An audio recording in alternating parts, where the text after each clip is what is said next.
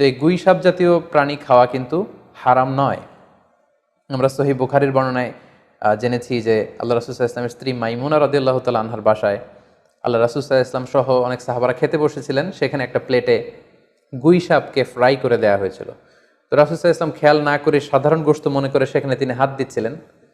তখন অনেক সাহাবারা, মহিলা সাহাবারা বললেন, ইয়া রাসূলুল্লাহ, এটা তো দব, এটা তো গুই সাপ। এই কথা শুনে আল্লাহ রাসূল সাল্লাল্লাহু আলাইহি ওয়াসাল্লাম সেখান থেকে হাতটা সরিয়ে নিলেন।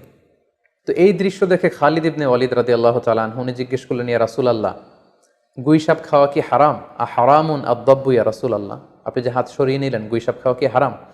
আল্লাহ রাসূল সাল্লাল্লাহু আলাইহি ওয়াসাল্লাম বললেন যে না, গুই সাপ খাওয়া হারাম নয়, তবে আমি এটা খেয়ে অভ্যস্ত নই, আমাদের এলাকাতে এটা পাওয়া যায় না, এজন্য আমি এটা খাচ্ছি না। তাহলে বোঝা গেল এক্ষেত্রে এটা রুচির সাথে সম্পৃক্ত। সো গুই সাপ হালাল বলে যে গুই সাপ আমাদেরকে খেতে হবে, ষান্ডা আমাদেরকে খেতে হবে, এমন কোনো কথা নেই। আপনার যদি রুচিতে কুলায় আপনি খাবেন।